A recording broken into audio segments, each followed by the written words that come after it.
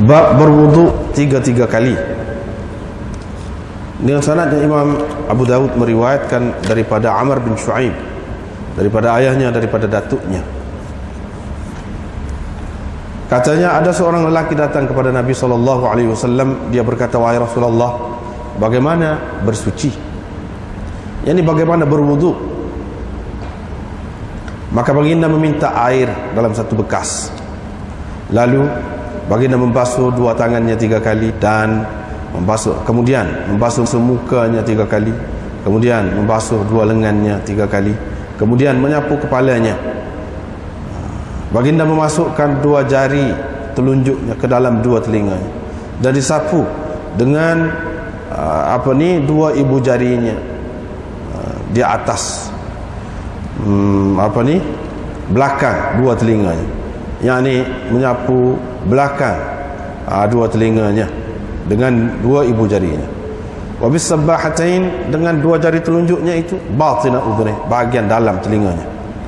Thumma ghasala rijlaihi thalathan, kemudian baginda membasuh 2 kakinya 3 kali.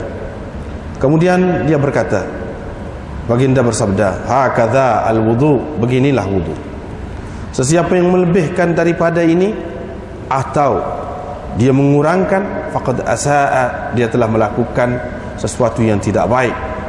Wa zalama, dan dia telah zalim, telah berlaku zalim. Atau dia telah berlaku zalim dan telah melakukan sesuatu yang tidak baik. Bab tentang berwudu dua kali. Dengan sanadnya Imam Abu Dawud meriwayatkan daripada Abu Hurairah bahwa Nabi SAW telah berwudu dua kali.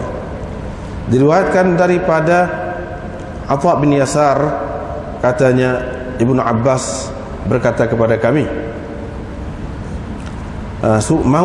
sukakah kamu aku tunjukkan kepada kamu bagaimana Rasulullah SAW berwudu? Maka dia pun meminta satu bekas berisi air. Maka dia pun yang tarafa gharfatan ataupun ghurfatan, mencebok dengan satu cebokan dengan tangan kanannya, lalu berkumur dan isap air ke hidung. Kemudian dia mengambil satu cebokan yang lain, ditampunya dengan kedua belah tangan, ambil dengan sebelah tangan, lepas itu tampu dua belah tangan. Thumma ghasala wajhahu, kemudian beliau, yakni Ibnu Abbas, membasuh mukanya. Kemudian dia mengambil satu cebokan yang lain, lalu dibasuhnya dengan cebokan itu tangan kanannya.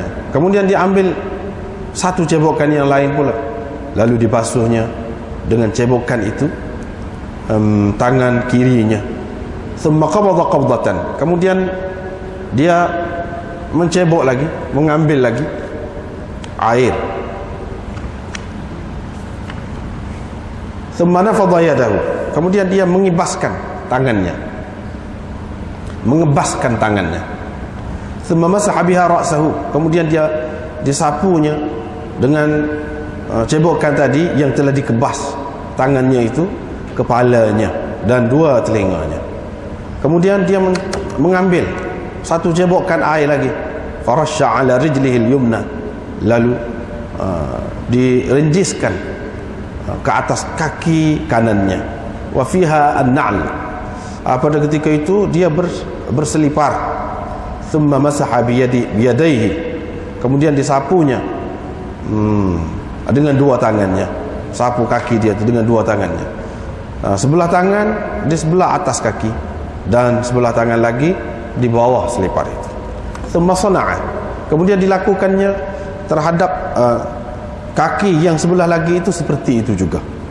Babul wudu marratan, ini bab berwudu sekali. Dengan sanadnya Imam Abu Dawud meriwayatkan daripada Ibnu Abbas, katanya, mahukah kamu aku ceritakan kepada kamu tentang wudu Rasulullah SAW? Dia pun mengambil wudu, yakni sekali-sekali, yakni dengan membasuh sekali-sekali anggota-anggota wudunya. Bab tentang fil farq, bab memisahkan di antara berkumur dan menghisap air ke hidung.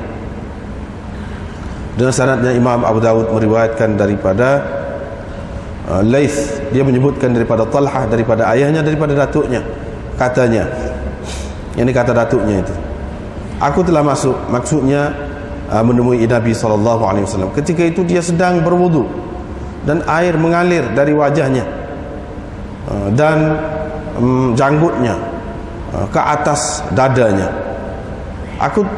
Aku lihat baginda memisahkan, yakni mengasingkan di antara madmadah, berkumur, dan menghisap air ke hidung. Bab fil istinthar, ini bab istinthar, yakni menghembuskan air dari hidung. Dengan sanadnya Imam Abu Dawud meriwayatkan daripada Abi Hurairah bahwa Rasulullah SAW bersabda, bila seseorang dari kamu berwudu, maka hendaklah dimasukkan ke dalam hidungnya air, kemudian hendaklah dihembuskannya.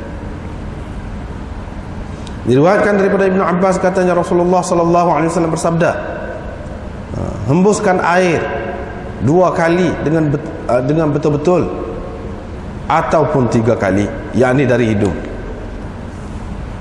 Dengan sanadnya Imam Abu Dawud meriwayatkan daripada Laqid bin Sabrah, katanya aku Wafid bin Muntafiq adalah salah seorang, aku adalah salah seorang yang mengikuti rombongan Banil Muntafiq, ataupun termasuk fi wafdi Banil Muntafiq.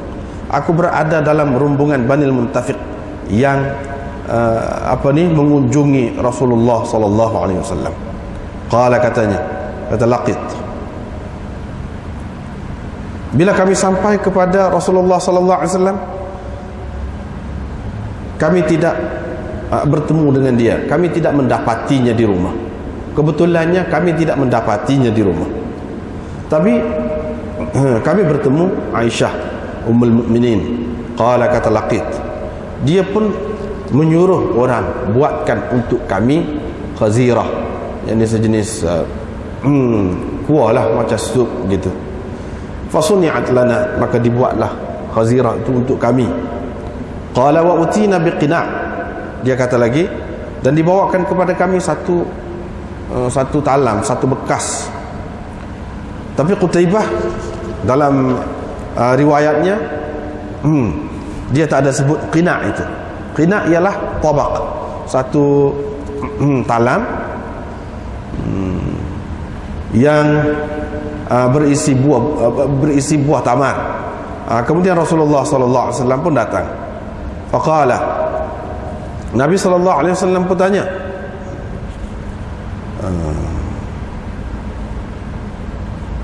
asabtum syai'an, kamu telah dapat apa-apa? Atau maknanya kamu telah makan adakah apa-apa? Kalau bahasa dipercakapkan, kamu kena apa-apa adakah? Kena apa-apa adakah? Au umira lakum bi syai', ataupun telah disuruh supaya dibuat apa-apakah kepada kamu? Qala, kata Laqid, kami pun menjawab, ya wahai Rasulullah.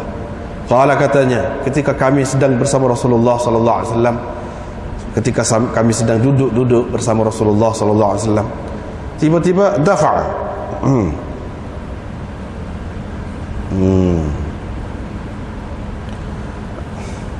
tiba-tiba lalu dafa'a itu maknanya ada seorang penggembala yang sedang menghalau kambingnya, kumpulan kambingnya ke Murah, yang di tempat ke kandang lah, ke tempat berehat kambing itu. Wa ma'ahu sakhlah tay'ar, bersamanya ada anak kambing yang sedang bertebet. Faqala, maka Nabi sallallahu alaihi wasallam pun tanya, ma wulidta ya fulan, kamu dapat anak apa wahai fulan? Ma wulidta, satu lagi, ma waladat ya fulan, kambing tu beranak apa, yang ni jantan ke betina wahai fulan? Qala bahmah, dia kata betina. Qala fadhbah, Nabi sallallahu alaihi wasallam pun kata, sembelihlah untuk kita sebagai gantinya seekor kambing ataupun biri. Ganti dah muka beranak ni, ambil mana-mana sebagai ganti dia tu, sembelih. Kemudian baginda bersabda la tahsibanna, dia tidak kata la tahsabanna, maknanya sin itu baris di bawah dia sebut la tahsibanna, dia tidak kata la tahsabanna, padahal maknanya sama. Jangan kamu ingat, jangan sekali-kali ingat ni kami sembelih ni kerana kamu, jangan. Kami ada 100 ekor kambing, kami tidak mahu ia bertambah. Bila penggembala dia tu mendapat seekor anak kambing, kami sembelih sebagai gantinya seekor kambing yang lain. Qala, kata perawi ni, qultu, yani laqitu, saya pun berkata, wahai Rasulullah, saya ni ada isteri, tetapi lidah dia tu ada sesuatu lah, tetapi lidah dia ni keras sikit, yakni al-badha, yakni dia ni beri kasar sikit lah cakap itu. Qala, yakni lidahnya itu tidak menyenangkan, lidahnya itu tidak menyenangkan saya, yakni kerana kata-kata dia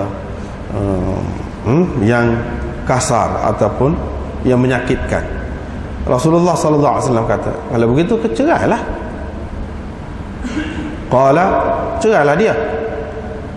Perawi tadi, laqit tadi kata, saya pun berkata, wahai Rasulullah, dia ni hidup bersama saya, yakni lama dah, saya pun dapat anak juga daripada dia. Nabi sallallahu alaihi wasallam pun kata, famurha, kalau lagu tu suruhlah dia, kalau begitu suruhlah dia. Dia kata izha, jadi nasihatlah dia. Kalau ada kebaikan pada dia, yakni dengan kamu, dia akan menurut, fasataf'al, dia akan buat, yakni dia akan menurut apa yang kamu kata tu. Wala tadrib dha'inatak, jangan kamu pukul isterimu itu seperti kamu pukul umayyatak, yakni hamba perempuanmu. Faqultu ya Rasulullah, saya berkata, wahai Rasulullah, ceritakan kepadaku tentang wudu. Nabi SAW bersabda, sempurnakanlah wudu, wa khallil bainal asabi', dan selatilah jari-jari, jari jemari, yakni kamu, wa baligh fil istinsyaq, dan bersungguh-sungguhlah, betul-betullah kamu mengisap air ke hidung, kecuali kamu dalam keadaan berpuasa. Dengan sanad yang satu lagi ni lebih kurang tadi juga, dia makna dia tu sama, cuma dalam tu dia sebut falam nanshab anja'an Nabi sallallahu alaihi wasallam. Tak lama kemudian Nabi sallallahu alaihi wasallam pun datang, yataqalla yatakaffa, ini dalam keadaan apa kita kata, dalam keadaan perjalanannya gagah, kelihatan gagah, kelihatan perkasa, gagah perkasa. Waqala, perawi ini menyebutkan asidah. Yang ni perawi ni Ibnu Jurayj ni, di riwayat asal ni, di tempat khazirah tadi, makanan tadi dia sebut asidah. Di tempat khazirah tu asidah, itu saja bezanya dengan riwayat tadi. Dengan sanadnya Imam Abu Daud meriwayatkan daripada Ibnu Jurayj hadis tadi. Qala fihi, di dalamnya dia berkata, idza tawadda'ta famadmid, bila engkau berwudu maka berkumurlah. Itulah beberapa hadis yang kita baca dalam 2-3 bab. Kita tengok semula.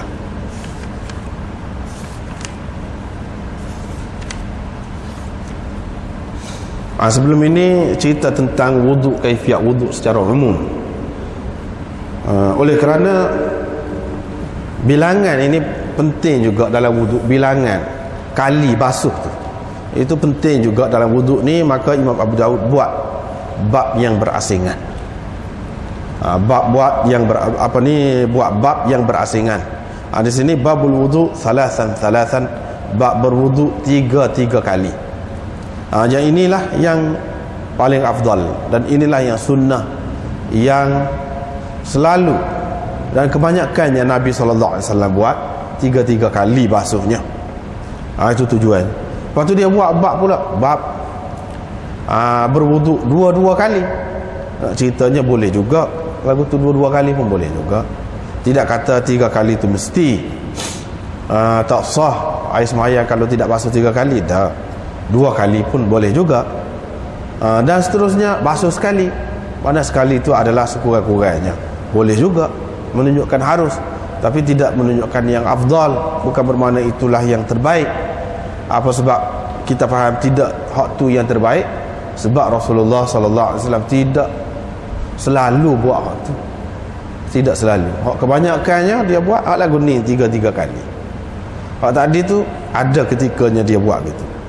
Untuk menunjukkan keharusannya. Boleh sah air sembahyang tu kalau dibasuh sekali-sekali. Semua sekali tu dibasuh sekali-sekali saja boleh. Bab berwuduk 3 kali. Di sini dari segi sanad dia ni, Musaddad dan Abu Awanah tu kita sudah jumpa dah sebelum pada ni. Musa bin Abi Aisyah, ada orang yang sebut molek dia, ada yang kurang senang dengan dia, tetapi kebanyakannya molek, sebut molek, dan pada keseluruhannya boleh terima lah. Bahkan ulama-ulama mengatakan dia ni perawi sahih lah, perawi hadis sahih.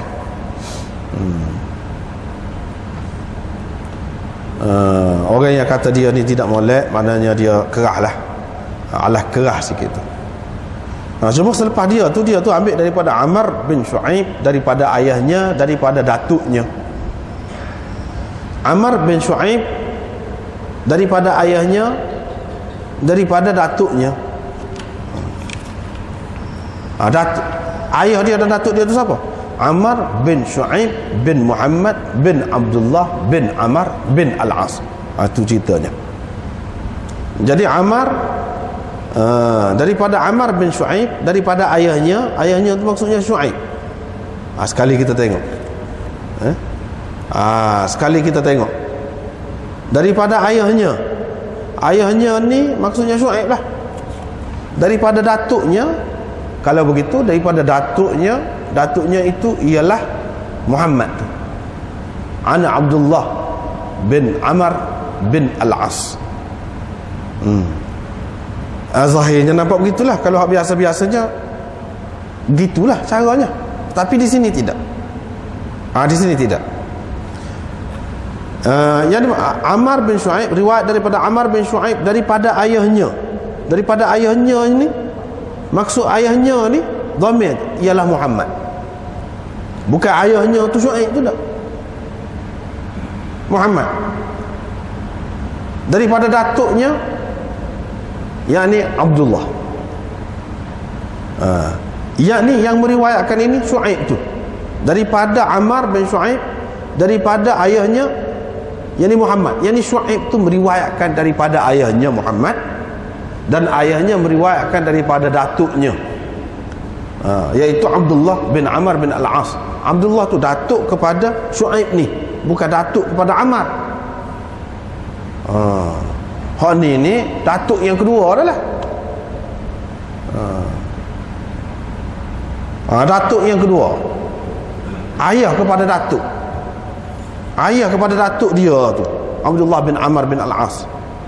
Kalau nisbah kepada Amr itu, datuk yang sebenar kepada siapa? Kepada Shu'aib itu, bukan kepada Amr. Sini ni kena jelas hal ni. Sebab kalau kebiasaannya mengikut kaedah biasa, kalau kata lagu ni an abihi ni, daripada ayah dia ni, daripada Shu'aib tu lah, dhamir tu balik kepada Shu'aib. Tapi sini tidak. Kita tahu mana? Jadi ulama-ulama sepakat kata lagu tu. Ulama-ulama sepakat kata lagu. Hak ni lain. Hak ni jelas dah.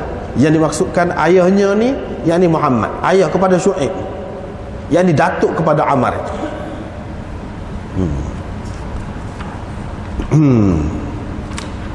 Cuma masalahnya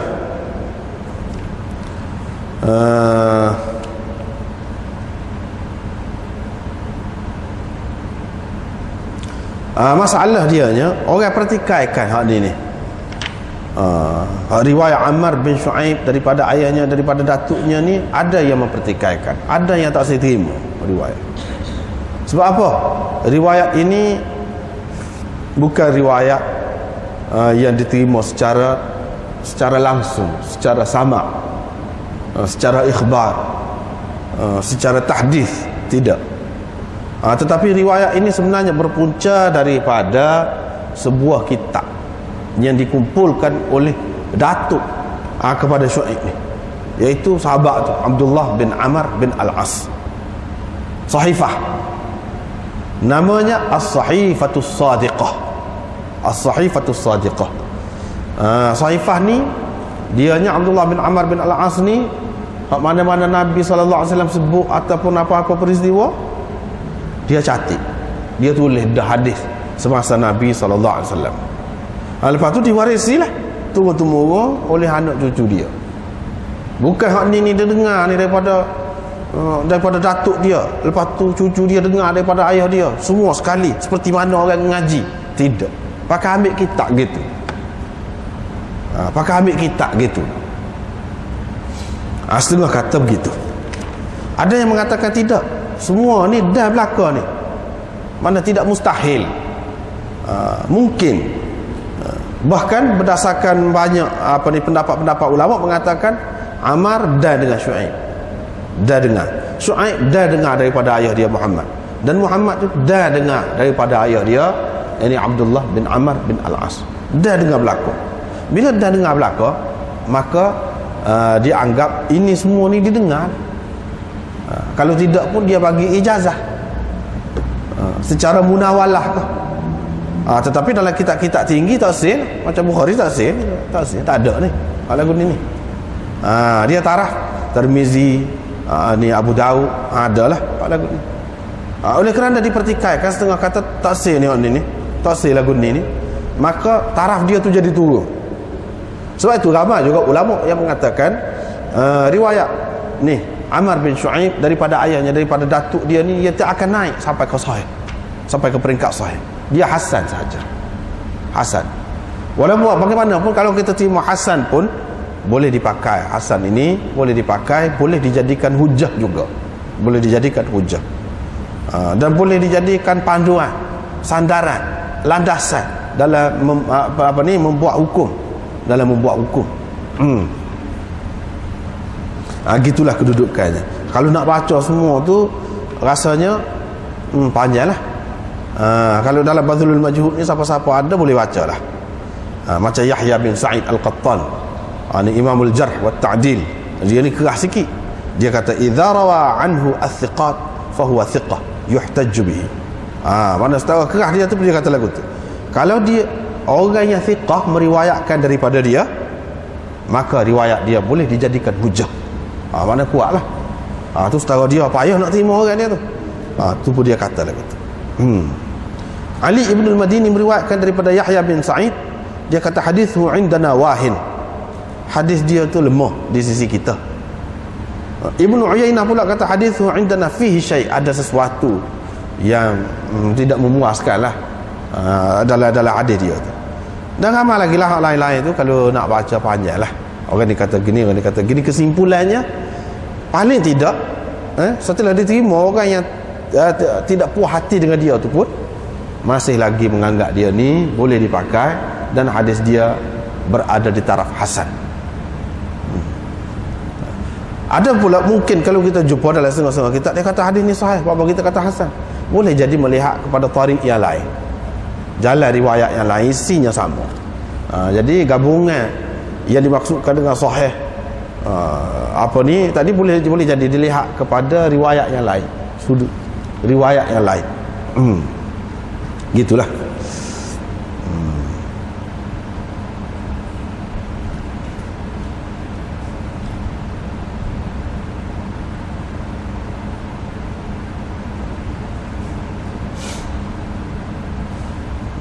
Jadi ada 3 golongan lah. Kesimpulannya ada 3 golongan dalam masalah Ammar bin Shu'aib an abihi an jaddihi. Ada satu golongan kata dhaif langsung, memang hak dia tak sawayak, siapa pun riwayat dhaif.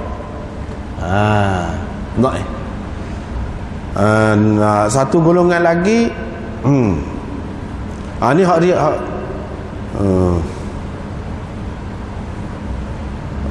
satu golongan lagi mengatakan dia ni thiqah.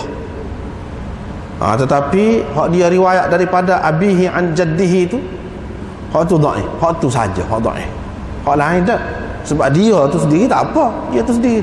Tapi hak riwayat hak ni sebab tadilah, sebab dia mau tahu riwayat tu daripada kitab. Ini menunjukkan mana kalau kita ada kitab Bukhari saja, kita pun ambil. Dia tidak bertaut lagi tu, tidak bersambung lagi tu. Tak bersambung, tak boleh lagu tu. Walaupun kita warisi, kita warisi benda tu. Ayah kita memang belajar Bukhari, ambil daripada guru. Kita tak belajar, tapi kita ambil kitab dia saja. Tak jadi, tak boleh, tidak sah lagi. Mana dari segi tahammul hadis itu, tahammul yang penerimaan hadis tu tidak sah lagi. Setara tu dia kena terima, kalau baca tu ya, dia kalau belajar hadis ni dia baca sesah walaupun tahu dah mana dia tahu, dah baca semacam sebab sanilah nak bersambung, pasti bersambung. Tidak kata secara ijazah ni lagu lain. Ijazah ni saya ijazah lah apa yang ada dalam ni, saya terima daripada guru saya. Dia tak belajar, ijazah saja. Lagu tu ijazah. Tu pun tak kemas, tak sel lagi. Naknya dengar daripada tok guru ataupun tok guru baca depan tok guru dengar. Tu baru ya Allah. Baru sah dia terima. Kalau tidak tak apa ni, tak termasuk dalam tahammul hadis. Dalam istilah ulama hadis tak termasuk. Sebab tu ya orang gomo sangat tu, dia kena ngaji hadis tak boleh kalau tidak, tak sah. Sebab saat ni tengok dia ni, walaupun dia tu sendiri molek, tapi orang pertikaian dia tu tak apa, siqah. Tapi kalau ambil daripada ayah dia, daripada datuk dia ni, ni dhaif, dia dhaif tu. Ni golongan yang kedua. Golongan yang ketiga mengatakan dia ni tak apa, boleh terima. Walaupun hak ni an abihi an jaddi ni pun boleh terima. Tiga golongan.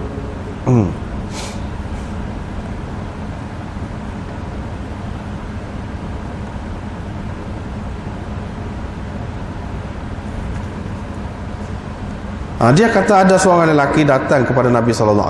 Kena ingat hak ni cerita ni bukan dia saja yang riwayat. Sebelum pada ni pun kita jumpa dah isi hadis ni. Hak serupa dia cerita ni orang lain pun ramai dah riwayat. Bukan satu jalan ni saja yang sampai kepada kitanya. Apalagi riwayat dia ni pun boleh diterima juga. Kalau katakanlah hak ni dia saja je ada, pun boleh terima. Apatah lagi orang lain ramai lagi sebut lagu ni juga. Isi dia je, matan hadis tu lebih kurang lagu ni lah. Ada seorang lelaki datang kepada Nabi SAW. Dia kata, wahai Rasulullah, bagaimana berwudu? Nabi SAW pun minta air. Sebab dengan cara tunjuk secara praktikal ni lebih terang lah, lebih nampak, lebih jelas daripada cerita dengan huraian begitu. Dia pun minta air dalam satu bekas. Lepas tu basuh tangan 3 kali dan seterusnya lah. Dan sapu kepala dia. Ni dia sebut gini lah. Dalam riwayat-riwayat sahih yang lain pun, kalau tak ada sebut sekali, dia tak ada sebut gapo-gapo, sapu kepala saja gitu. Kalau ada orang sebut sapu kepala sekali, itu dhaif, tak ada sahih. Sahih sama ada 3 kali. Sapu kepala 3 kali tu, hak tu hak dhaif. Hak sapu kepala sekali, hak tu hak sahih. Ataupun tak ada sebut berapa kali, macam sini. Hak sapu 3 kali tu, 3 kali sapu dengan air yang berlainan, itu dhaif. Tak ada satu pun yang sahih. Adapun hak sapu sekali, hak tu ada sahih banyak. Baru ni kita sudah baca dah. Ataupun tak ada sebut, macam sini.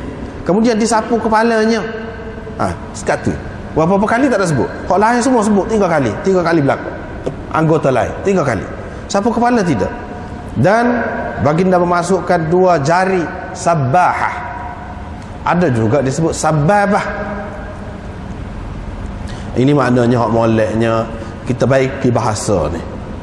Berdasarkan hadis ini, Nabi SAW sudah baiki bahasa Arab hak asal. Sabbahah atau musabbihah. Tu ada sebut dah. Mana kalau sababah ni jari telunjuk. Sababah ni apa makna? Jari nyuk supah. Apabila dia nak supah orang, dia kata dia tunjuk. Ni jari buat supah orang, buat maki orang. Jadi dia buat gitulah jari dia, jari telunjuk. Tu zaman jahiliah. Sepatutnya jari ni bukan tunjuk nak untuk supah ataupun untuk maki orang. Tapi sepatutnya kita guna, dan kita diajar dalam Islam ni guna ni untuk tasbih. Tasbih untuk menyucikan Tuhan, untuk ingat Tuhan. Gitu. Jari ni guna untuk tasbih. Itu yang dikatakan sabbahatain. Apa sebut dua jari telunjuk? Dua. Hak telunjuk, hak biasanya telunjuk ni tunjuk pada ketika tahiyat tu kita kata jari ni nya bukan dua. Hak sabbahahnya. Begitu juga kalau kita tasbih pun katakanlah, kalau kita terima ambil guna tasbih sekalipun, guna hak ni tidak hak ni. Apa makna kata dua jari tasbih ni? Ini bab taglib orang panggil. Termasuk dalam bab taglib. Seperti Abu Bakar dan Umar itu dipanggil Umarain. Abu Bakar dan Umar itu dua Umar. Dua Umar mana? Abu Bakar itu dipanggil Umar juga. Itu ini penggunaan bahasa Arab. Memang diguna lagu itu.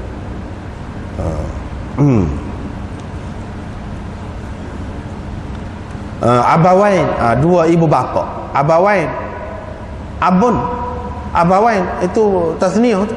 Kalau nak kira dua bapa lah. Tidak, dua ibu bapa maksudnya. Itu masuk dalam bab taglib orang panggil. Banyak dalam bahasa Arab lagu tu. Hak ni pun masuk dalam bab taglib. Yang sebenarnya buat guna untuk tasbih tu sebelah ni alik kanan ni. Tapi di sini guna kedua-dua belah. Bukan makna guna sebelah ni. Pada ketika ambil sembahyang guna sebelah ni, patut alik ni pun buat. Tidak lagu tu. Guna kedua-dua. Tapi untuk tasbih ke tu? Tidak untuk tasbih. Untuk ni. Untuk sapu telinga. Apa guna untuk tasbih ni? Guna jari disebut untuk tasbih. Padahal ni bukan untuk tasbih. Mengikut hak kebanyakan. Hak kebanyakannya diguna untuk tasbih. Begitu. Jadi sapu kepala dan memasukkan jari dia, jari telunjuk. Kita kata jari telunjuk ke dalam dua telinganya dan disapu dengan ni ibu jari. Ni zahir. Ni belakang ataupun bahagian luar dua telinga. Sapu. Ni kut dalam. Telunjuk ni kut dalam. Ni kut luar. Gitu.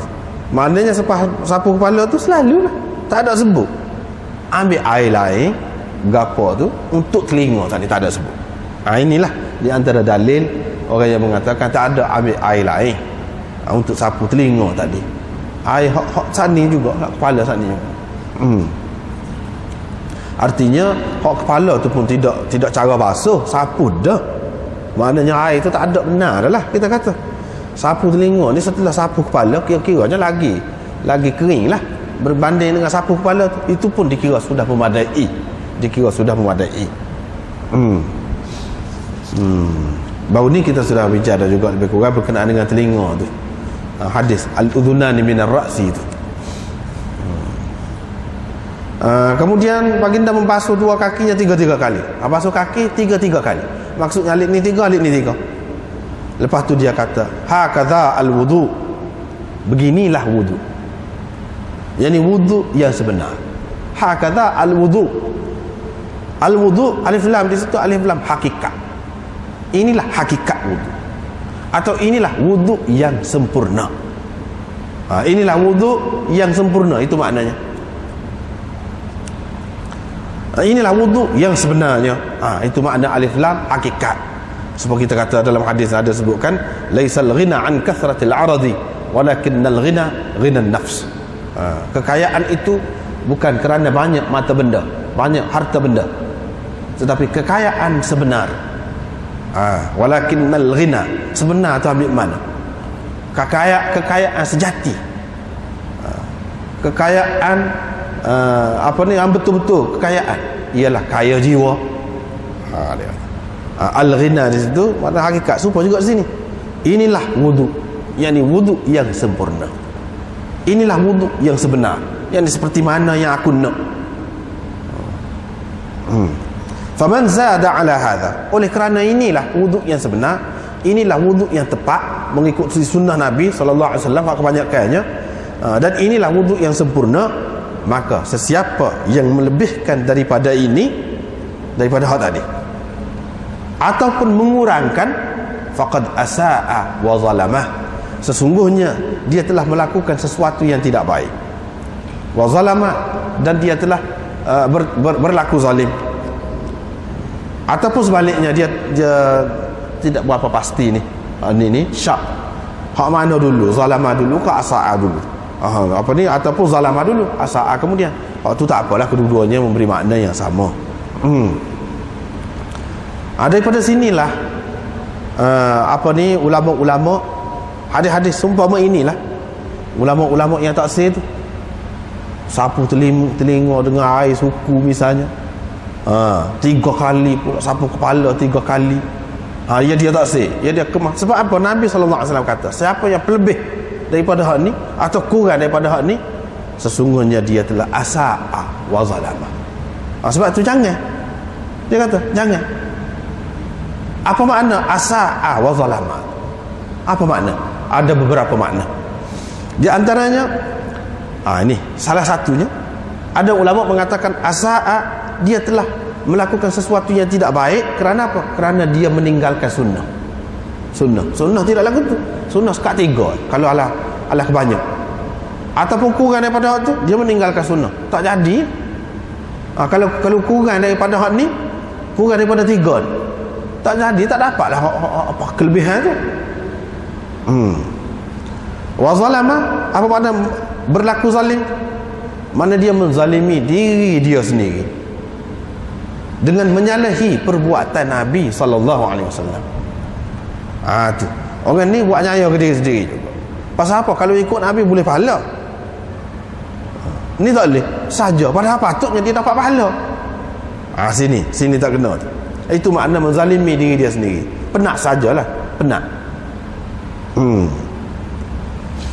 Yang pertama. Yang kedua, kerana dia memenatkan diri dia buat lebih daripada 3, padahal tak ada boleh apa-apa, sia-sia, tak dapat pahala. Ataupun kerana dia sia-siakan air, sia-sia saja air sepatutnya boleh guna untuk guna lain, tapi kerana berlebih tadi, jadi sia-sia air, bazir air.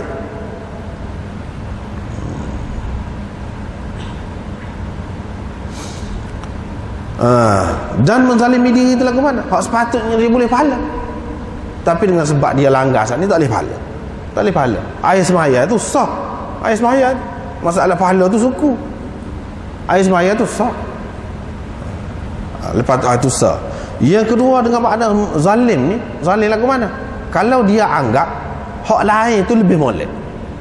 Kecuali kalau dia buat, dia tahu hak 3 tu hak paling afdalnya. Kalau dia kata 2 lebih molek atau 1 lebih molek, dengan pegang lagu tu, tu zalim. Zalim. Dia langgar tu, langgar hak. Dia telah melakukan sesuatu yang tidak baik. Tidak baik tu apa lagu mana? Boleh jadi apabila dia buat lagu tu, dia kata lagu tu, dia duduk ajar lagu tu, orang akan buat lagu tu. Habis orang lain tak boleh pahala, kes dia. Habis orang lain tak boleh pahala, kes dia. Itu makna zalim. Itu makna buat tidak baik. Kalau hak sekat tu saja tu zalim saja, buat tidak baik kalau sekat tadi. Tapi kalau dia kata 3 apa, kalau dia pandai lekang dengannya, boleh jadi rosak akidah dia, boleh jadi murtad seseorang itu, wal'iyadzubillah. Jangan main-main. Walaupun benda tu sunat, kita tak boleh buat je. Kita tak boleh buat je. Kalau kita perbuatan kita tahu hak tu 3 kali air banyak, tapi kita buat semua, langgar semua, buat sekali semua, tapi kita terima tu, kita tidak jah. Cuma kita perbuatan kita tadi sekali semua, tu asa'a wa zalama, tak usah akidah sah air semaya tu. Tapi kalau siapa ke mereka tadi jah nak tukar dah, hak ni hak lebih molek, kalau siapa mereka tu rusak. Lagu tu lah kaedahnya. tidak nanti benda besar. Tolak ataupun nafi tidak nanti benda besar, benda kecil pun, benda sunat pun, kalau jaz tak boleh. Kita kena terima lah. Apabila kita ngaji faham lah. Hak tiga ni hak sunnah. Nak buat sekali boleh, nak buat dua boleh, tapi kena tahu hak tu, kena tahu. Dalam i'tikad kita, pegangan kita, tiga tu hak afdal. Ataupun ada orang yang kata tidak, 4 ataupun 5 kau afdal, ada. Tak lagi. Kalau dia kemah juga, hak ni hak lebih baik, dia langgar, boleh jadi rosak akidah dia. Tapi kalau dia buat kerana was-was dia 5 kali sampai 7 kali, itu sah, cuma tak dapat pahala lah. Ini sebenarnya cara yang seperti ini cukup baik untuk mengekang apa ni orang kata kebiasaan ataupun tabiat was-was. Orang was-was tu dia kena faham hak ni.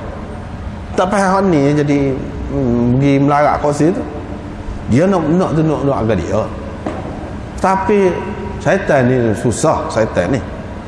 Dia kata, cara kau nak pahala mu, kata dia. Aku takut tak sah. Dia kata lagu tu pula. Aku takut tak sah. Sebab tu dia kira sekali pun tak jadi lagi ni, hak dia basuh muka. Hak tu yang jadi banyak kali tu. Tu bahaya tu. Syaitan pergi bisik dia kata, untuk sudut caw pahala, biarlah. Kalau mu tahu dah lebih pada 3 tak boleh pahala pun, biarlah. Aku duduk kira biar musuh je air semaya. Basuh banyak. Puasa sekali tak jadi, 3 kali pun tak jadi. Nak jadi sekali ni. Tu dia mari bisik tu pula. Hak sebenarnya kita faham hak ni sudah. Nakkah kita tak boleh pahala? Itu sah. Yang keduanya, kalau kita kata mana satu ni dalam banyak-banyak ni hak kita kira jadi, hak mana satu? Hak yang pertama, hak yang kedua, hak yang ketiga, hak bagi orang was-was lah, hak yang kelima ke, hak yang ketujuh, mana tahu? Yang kita kata hak yang 7 tu hak jadi, mana kata? Tak tahu juga. Sopa juga dengan hak 3 tu kalau nak kira.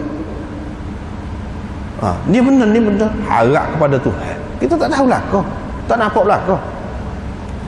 Kita yakin. Sebab apa? Nabi SAW cerita lagu tu. Dia tak ada rakyat panduan lain nak tahu Tuhan terima tak terima ni, ada lagu ni kau tak ada. Sekadar tu, buat tu cukup. Itulah yang dikatakan alladzina yu'minuna bil ghaib, orang yang percaya kepada perkara ghaib. Hak lagu tu walaupun kita tak nampak lagu mana, kita buat ikut Nabi SAW rakyat lagu tu.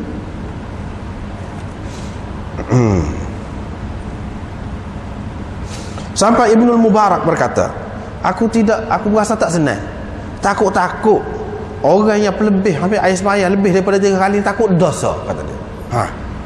Takut sampai ke situ pergi, dia bimbang. Boleh jadi sampai jadi dosa. Imam Ahmad dan Ishaq kata, la yazidu ala thalath illa rajulun mubtalan, tidak akan lebih daripada 3 kali kecuali orang yang ada masalah. Masalah apa? Masalah was-was lah. Dosa kena biasakan begitu. Dia kalau kira was-was ni susah. Iyalah, kalau Fatihah tu wajib baca Fatihah. Dia tak jadi Fatihah tu, tak jadi. Sampai orang rokok tu pun dah muka rokok tu boleh lagi. Baru orang nak bangun tu baru jadi. Dia tahu mana baru jadi akhir tu. Macam mana dia boleh yakin? Patutnya dia yakin dengan dia baca dulu, supaya tak tahu juga hak ujung. Kita takut dia boleh ke syaitan. Hak akhir dia kata jadi tu sebenarnya tak jadi, tapi kerana gaduh nak ikut imam saat ni, takut terlepas, dia pergi tunduk kata hak sebenarnya tak jadi. Sampai ke bila tak akan tenang jiwa dia.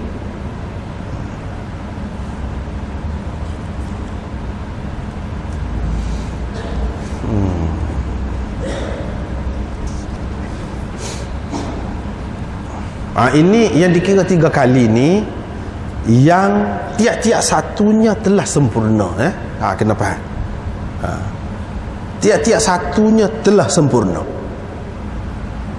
Yang ni kalau kita basuh tangan, kali yang pertama tadi, ada hak tidak kena. Ada sisi ikan. Kalau misalnya kita kata ada apa-apa yang tidak pergi, tak kena air, tu tak kira sekali tu. Tak kira sekali. Kena tanggal hak tu dulu. Mana hak basuh dah tadi tidak dikira sekali, tak kira semula.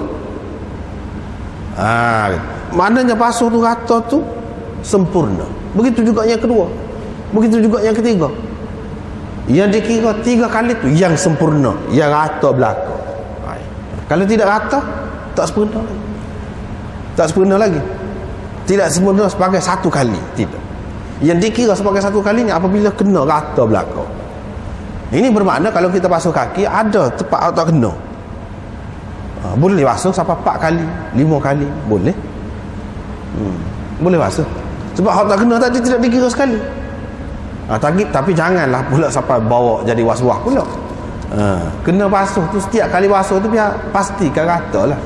Gitulah yang sebaik-baik. Itulah termasuk dalam isbaghul wudu, menyempurnakan wudu. Mana setiap kali basuh tadi biar rata. Biar rata. Mana sehingga boleh dikira 1 kali. Tidak lebih daripada 3 kali. Itulah yang sebaik-baik.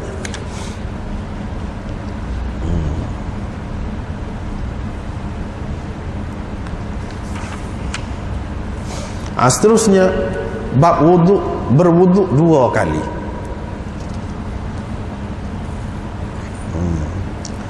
Berwudu 2 kali.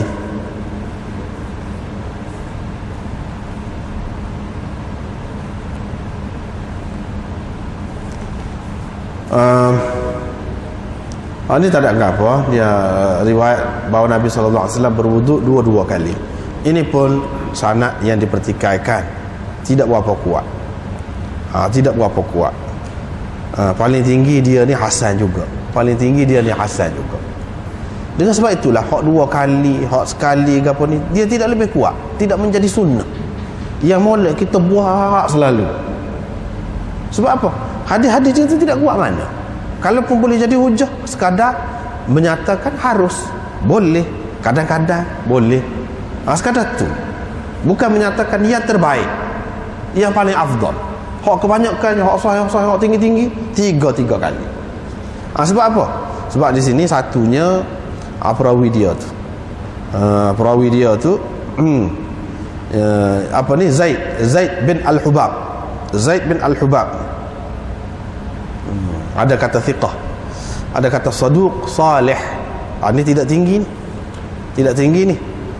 Lafaz ta'dil yang tidak tinggi. Abu Daud kata, saya telah dengar Imam Ahmad berkata Zaid bin Hubab ini saduq.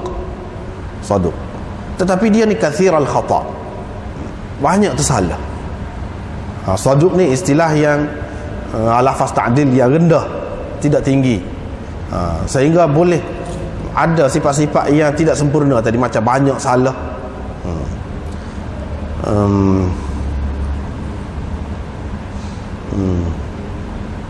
Kalau dia riwayat daripada orang yang masyhur,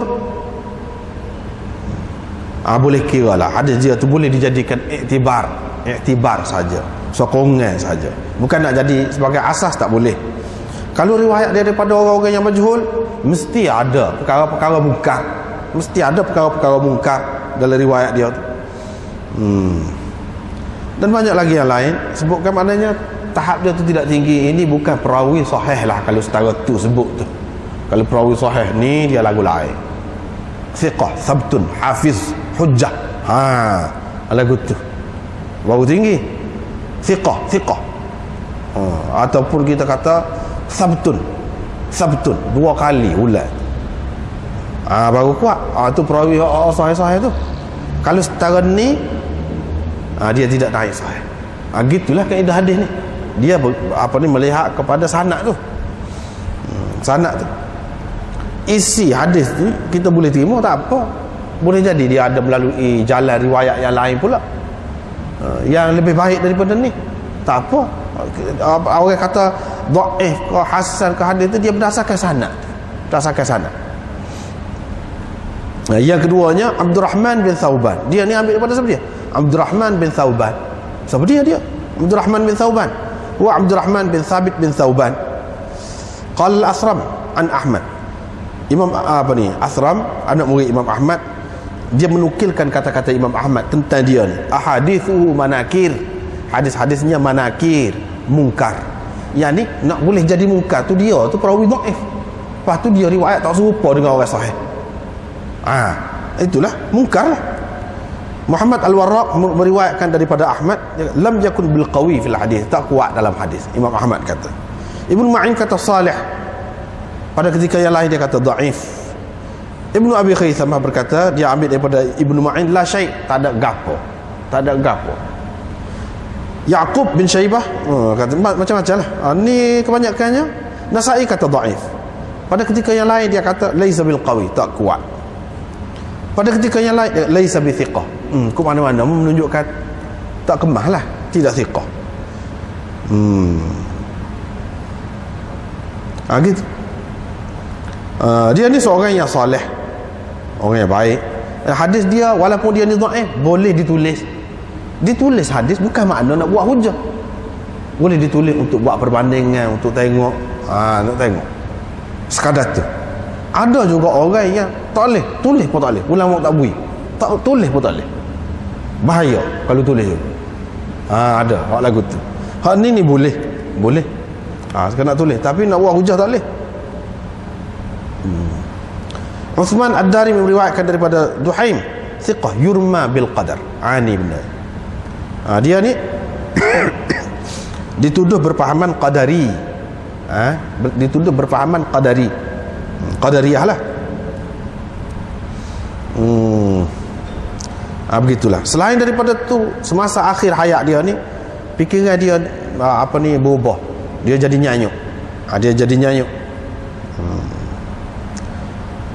Begitulah ceritanya. Mana tak kemah lah hadis ni. Paling tinggi dia hasan. Kalau tidak pun, bagi orang-orang yang mengatakan dhaif tu, tertudah dhaif dalam hadis ni. Kalau tak sabit orang lain, dia seorang pun. Bagi Imam Nasa'i misalnya, kata dhaif dah, tertudah, tak lagi dah. Apabila dia kata dhaif orang ni, bagi dia hadis dia dhaif, orang lain kata hasan pula, itu bagi orang lain. Gitu. Gitu.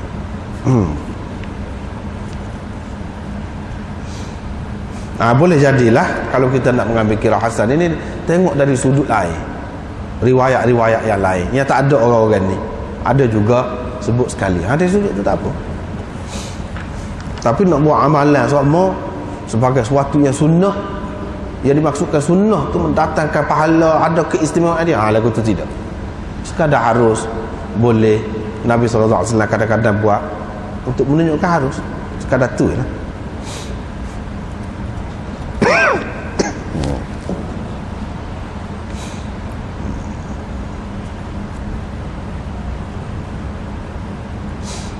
Seterusnya riwayat daripada Ibnu Abbas ni.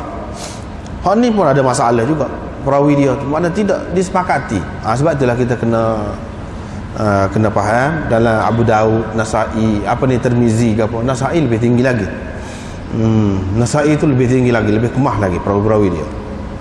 Kalau Tirmizi, Abu Daud, Ibnu Majah ni ramailah jenis-jenis lagu ni, perawi-perawi ni yang tidak sepakat ulama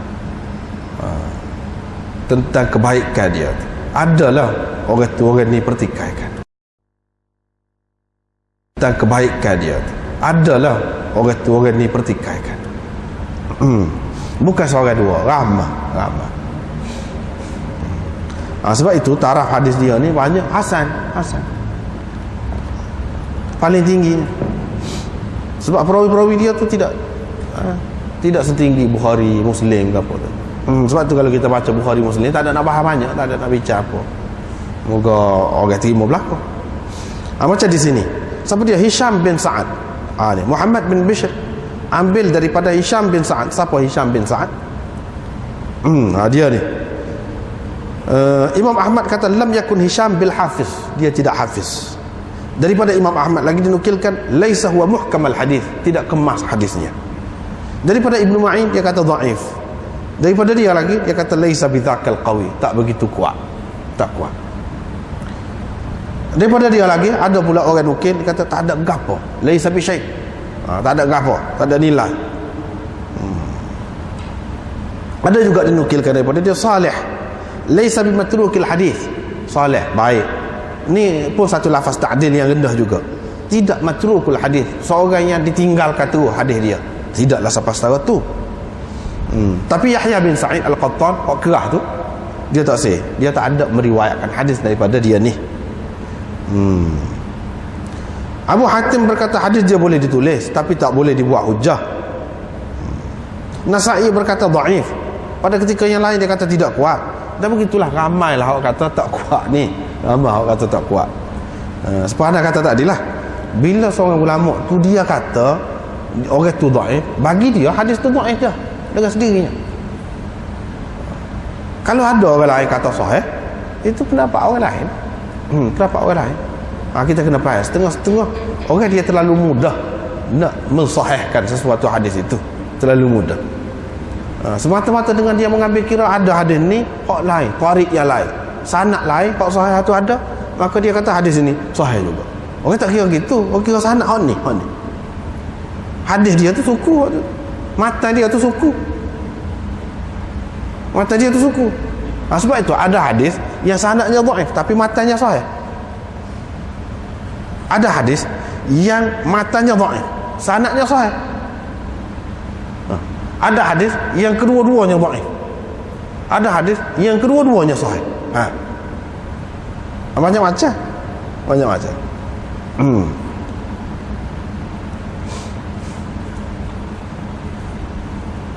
Ibnu Abbas tanya. Ibnu Abbas kata, kamu sukakah aku nak tunjukkan kepada kamu bagaimana Rasulullah berwuduk? Dia pun minta air. Dia pun cebok air dengan tangan kanan dia, berkomor dan isap air ke hidung. Lepas tu ambil pula. Dia pun setelah ambil tu dia letak dua. Ambil, dia letak dua gitu. Tampu dengan tangan satu lagi tu. Lalu basuh muka. Yang dibasuh muka tu dengan dua belah tangan. Kemudian ambil lagi satu cebok air. Dia pun basuh tangan kanan dia. Kemudian ambil lagi satu cebok, basuh tangan kiri dia. Thumma qabadha qabdatan. Qabdatan ni sini mana ambil juga, ambil air. Asal makna qabadha tu makna genggam. Genggam air mana boleh. Itu maknanya dengan cebok jugalah, ambil air. Thumma nafadha yadahu. Kemudian dia mengibaskan atau mengebaskan tangan dia. Mana dia tidak lekat air ni seperti mana nak basuh muka ni kan, air ni lekat dalam lekuk tangan. Ni tidak. Maknanya tinggal bekas sajalah, bekas air. Itu makna nafadha yadahu. Lepas tu disapunya kepalanya dan dua telinganya. Supaya tadi juga lah, supaya dengan tadi. Lepas tu dia ambilnya air lagi, lalu direnjiskan di atas kaki kanannya. Renjiskan tu makna dia cuahkan air itulah. Tetapi asal makna dianya renjislah air. Air itu tidak begitu banyak lah. Atas kaki kanan dia dalam keadaan ada selipar, mana menunjukkan boleh lah pakai selipar. Tidak pecah selipar, ambil air sembahyang tu tak apa, kalau boleh basuh. Kalau rosak selipar tu, selipar kulit ke misalnya, kita sendiri tanggung lah. Dari segi sah, air sembahyang tu sah. Dari segi sah, air sembahyang tu sah. Asalkan rata air tadi, asalkan rata air. Kalau tak rata tak boleh. Kemudian dia sapu dengan dua tangannya. Satu tangan di atas bahagian kaki, bahagian atas kaki. Satu tangan lagi di bawah selipar. Di bawah tu kok mana? Di bawah. Di bawah tu. Sebab itulah kalau dalam hadis-hadis yang tak begitu kemah ni, kita akan tengok lafaz dia tu pun payah nak faham. Dan sekali-sekali kalau kita pakai zahir dia tak kemah lah. Kalau kita kata bawah selipar dia tu bawah betul, mana tapak selipar tu lah, sapu buat ke dia tu. Sinilah timbul masalah. Ada kata sebenarnya ni sapu kaki, bukan basuh kaki. Bukan basuh kaki. Hak itulah puak-puak Syiah dia kata Ibnu Abbas ni Ahlul Bait juga, dia kata Ahlul Bait ni dia tidak basuh, dia sapu. Tengok sini, ni mana sapu ke bawah tu, basuh apa ke bawah. Kalau kita kata kok bawah tu maksudnya dicelah bawah tapak kaki, celah selipar. Itu bukan makna di bawah selipar, atas selipar, masih atas lagi. Ni kan memang dia ada masalah lah. Kalau hadis ni perawi-perawi dia ada orang-orang yang tak kemah, ada masalah. Sebab itu ulama hadis dia boleh tahu hadis ni hadis sahih ke tidak sahih, dia boleh tahu daripada isi dia boleh tahu. Orang yang sudah biasa dengan hadis dia boleh tahu lah. supaya orang yang biasa dengan Quran mengajar Quran puluh-puluh tahun mengajar Quran, dia tidak hafiz, tak hafiz, tapi kalau orang baca dia tahu seras tak kena. Lagu tu walaupun dia tidak duduk hafal secara khusus, tapi lama duduk main dengan dia boleh tahu, dia boleh kesan mana. Kalau ada orang lemah ni cuba cari, mesti ada tempat mana-mana, tempat dalam riwayat dia tu hak tak serupa dengan orang lain, hak pelik payah nak faham. Kalau kita kata apa ni sapu, apa makna tadi curah air renjih, itu bukan. Kalau sapu sebab tadi jelas tu sepuluh nak sapu kepala tu, retak air tu kita kata, tu baru sapu, ni tidak retak, kan payah. Maka untuk nak betul hak ni macam-macam lah pendapat. Ada yang mengatakan ini masalah wudu alal wudu ataupun tajdid wudu.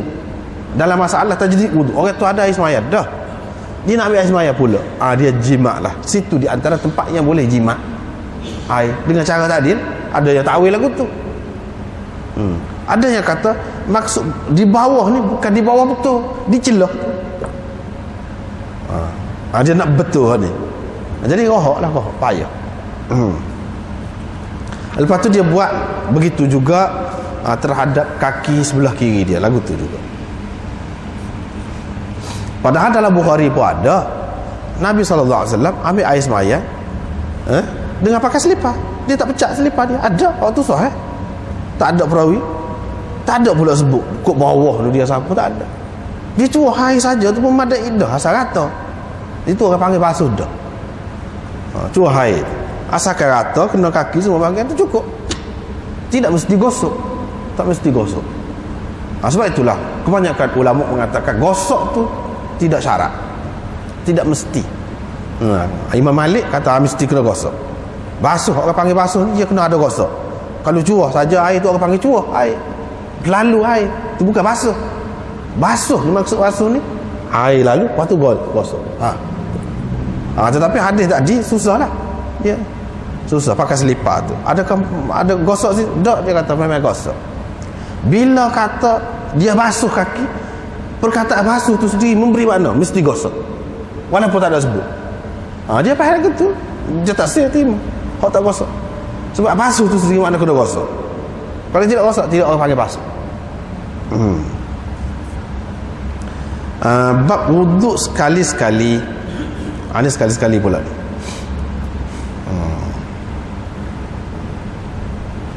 Riwayat daripada Atha bin Yasar daripada Ibnu Abbas pun ada juga, dia ambil wuduk sekali-sekali. Maknanya boleh. Hadis ini tak ada jadi masalah lah. Perawi-perawi dia tu orang molek-molek belakang. Mana sekali ada. Dan kalau kita tak setuju tadi, kalau sekali boleh, dua kali kau boleh lah, kita kata. Sekali pun boleh, dua kali kau boleh. Kalau kita tak setuju hadis tadi pun, sebab dipertikaikan, hadis ni boleh terima hak sekali. Dan kalau sekali boleh, dua kali kau boleh. Bahkan hak dua kali tu lebih molek lagi daripada sekali ni. Hak ni sahih. Hak ni sahih. Hak dua kali tu pun ada juga sahihnya dalam riwayat yang lain lah. Seterusnya babul farq bainal madmadah wal istinsyaq. Ini bab memisahkan di antara berkomor dan isap air ke hidung. Yang ni tidak kata sekali. Ada juga buat ambil air tu masuk ke mulut, sekali ke hidung. Yang ni sebahagiannya ke dalam mulut, sebahagian lagi ke dalam hidung. Itu makna tidak pisah. Kalau pisah ni suku-suku. Suku-suku. Komok ni cebok ada air ni sepenuh cebok sana tu ke dalam mulut saja. Lepas tu cebok pula ke dalam mulut pula. Komok tadi. Lepas tu setelah habis 3 kali dalam hidung pula. Sekali. Lepas tu 2 kali. Gitu. Itu dikatakan suku-suku. Ataupun suku-suku satu lagi bentuknya. Ada juga ulama timur lagu tu. Yang ni komo kehek. Lepas tu isap air ke hidung pula. Lepas tu komo pula. Lepas tu isap air ke hidung pula. Lepas tu komo pula. Lepas tu isap air ke hidung pula. Lagu tu pun boleh juga. Ada juga yang terima lagu tu. Jadi masalah pisah ni ada beberapa bentuk juga, beberapa cara juga. Tetapi bagi orang yang menerima hak pisah ni, yang terbaik bagi mereka ialah buat 3 dulu, hak komo dulu, biar lengkap 3 dulu. Lepas tu isap air ke hidung pula 3 kali. Itu yang terbaik kata mereka. Tapi hadis ini tidak terima ni. Imam Ahmad dia lebih cenderung kepada sekali hak tadi. Ambil satu cebok air ni, sebahagiannya ke dalam mulut, sebahagian lagi ke dalam hidung. Sekali. Ambil pula ke dalam mulut, sebahagiannya ke dalam hidung. 2 kali. Begitu. Dan sekali lagi lagu tu juga. Bagi dia hak tu hak riwayat yang sahih, yang kemah. Tak boleh nak awal hak tu. Lepas tu hadis hak ada sebut suku. Sebab tu Imam Abu Daud ni orang kata dia ni Hambali. Dahlah dia tu banyak riwayat daripada Imam Ahmad. Lepas tu banyak pula bab-bab yang dia buat tu sesuai dengan Imam Ahmad, tak sesuai dengan orang lain. Macam sini Syafi'i tidak lagu tu, Hanafi ke apa, dia kata far. Dia gunanya suku juga. Tapi adakah mereka itu pegang dengan hak ni, hadis ni? Dah. Kalau hak dhaif ni orang kata, kalau hak dhaif ni hadis dhaif ni, hak dhaif ni orang kata tak pegangan, tak boleh buat pegangan. Tak boleh kata hak ni lebih molek berdasarkan hadis yang dhaif, tak boleh. Hak ni lebih molek berdasarkan hadis yang dhaif, tak boleh. Tak boleh kata lagu tu. Nak buat seorang boleh, tapi tak boleh kata hak ni lebih molek daripada hak tu, tak boleh. Apatah lagi kalau hak tak ada langsung. Kalau hak tak ada langsung, misalnya puasa bulan Rejab, puasa bulan Rejab, Sya'ban ke apa tu, betul-betul siapa tak berhenti puasa, hak tu tak ada. Tak ada yang sahih. Hak dhaif. Jadi kita nak kata hak dhaif, hak ni lebih molek, kita nak kata tak boleh begitu. Kita nak buat seorang kita tak apa. Kalau kita nak buat seorang kita dengan anggapan mendatangkan pahala gapo semua tu, tak boleh. Tak boleh. Itu kaedahnya. Supaya juga di sini tak boleh. Tapi apa ya Imam Abu Daud ni tak amari hak riwayat lain. Ada juga sekurang-kurangnya hasan hak suku ni. Apa dia amari ni? Itulah sebabnya setengah ulama mengatakan dia Hambali. Sebab Imam Ahmad tak terima hak ni, hak suku-suku ni. Dia terima hak sekali seperti tadi. Sebab apa dia tak terima? Sebab tak kuat hadis. Ni lah hadis di antaranya. Orang lain kata orang dah mari hak tak kuat. Kalau mari hak kuat ada. Lepas tu apa dia buat lagu tu? Kalau nak mari lagu tu tidak nampaklah aliran dia. Padananya Imam Abu Daud, Imam Muslim, Imam, dia tidak Hambali, tidak Syafi'i, tidak gapo. Cuma kebetulan ketika ni dia sesuai dengan hak kebanyakannya dia lebih banyak sesuai dengan mazhab Ahmad. Tu sebab tok guru dia lah, orang ni dia banyak terpengaruh dengan tok guru dia. Biasalah waktu tu. Tapi nak kata dia ni terikat dengan mazhab Hambali, tak. Sebab apa? Kalau nak kira berdasarkan mazhab ni, banyak tempat hak tidak serupa dengan mazhab Hambali, dia mari juga. Ini dia nak menunjukkan hak dia buat kajian sejauh sunnah ni, hak yang lengkap ginilah. Hak dia pilih lagu ni, hak dia. Kalau kita tak pakai hak dia, nak pakai orang lain lah. Kalau kita tahu orang lain tu kuat, tak apa, tak ada masalah. Hak ni hak dia, kitab dia, lagu ni. Tak ada siapa dia boleh kata apa dia tak pakai hak tu. Kita lah pula kena buat je. Kalau tak saya pakai hak ni, pakai hak kuat, jadi kitab kita pula.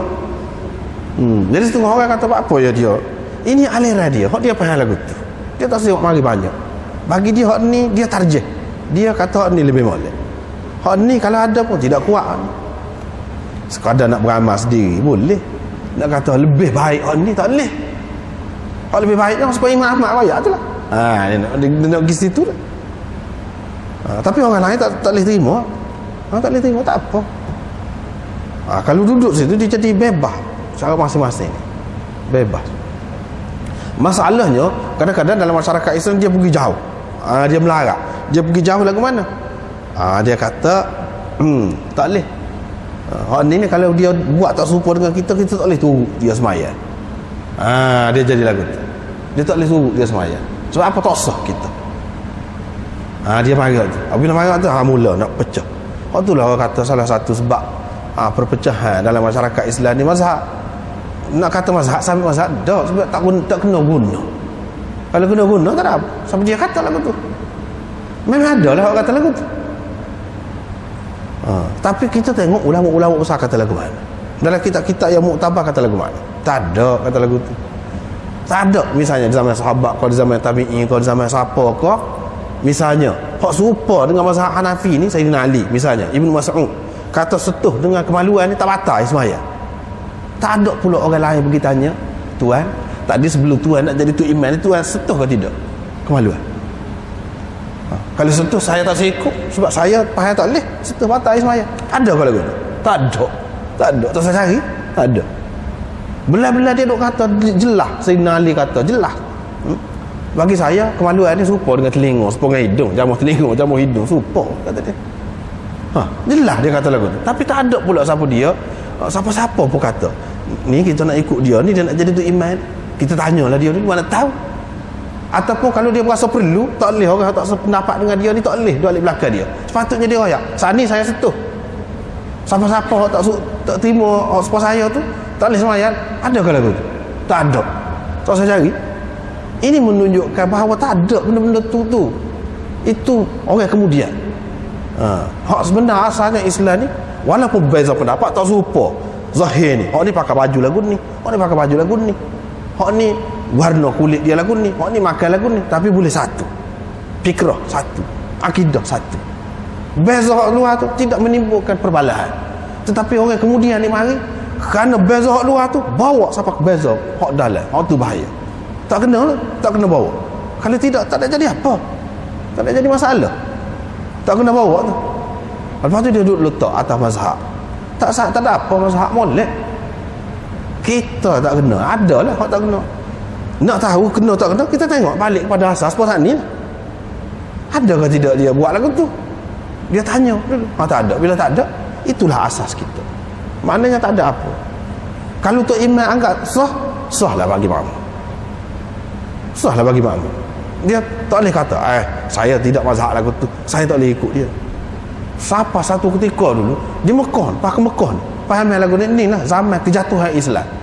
Di Mekah tu orang ni ngadak hak ni, tapan ni, mazhab ni, tak boleh semaya sekali, tak semaya sekali. Orang ni ngadak hak tu, pak tapan, hak ni ngadak lain ni, tak sih semaya sekali, satu tu imam.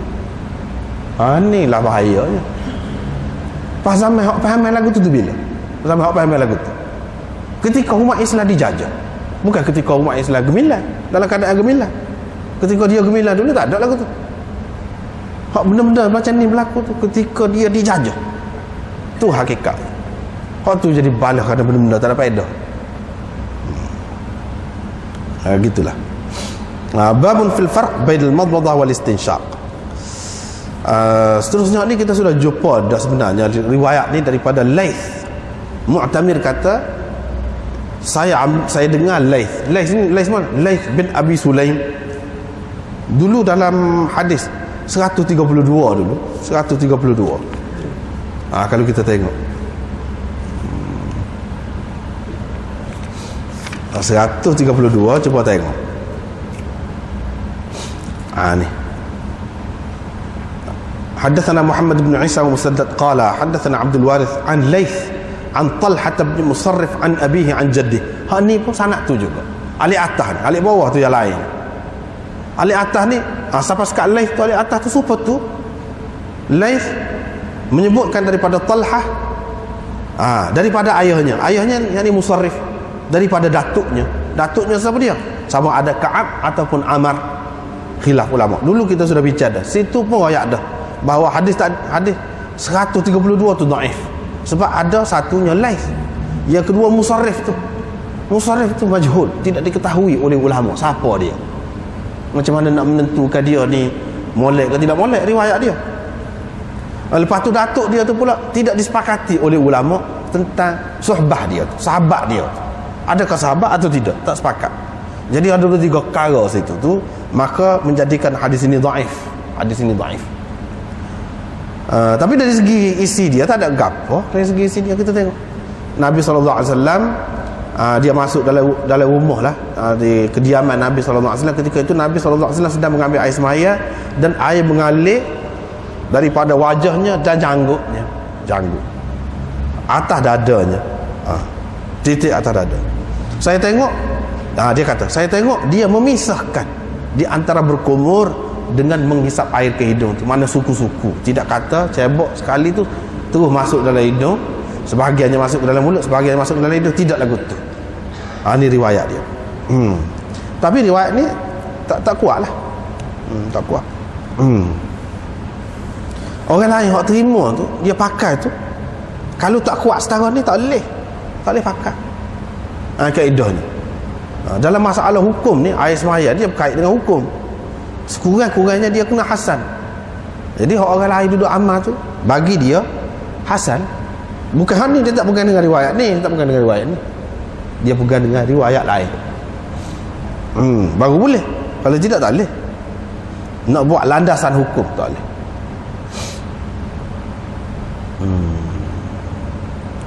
Babun fil istinthar. Ini bab istinthar. Nampaknya kena sekat je lah. Allahu a'lam.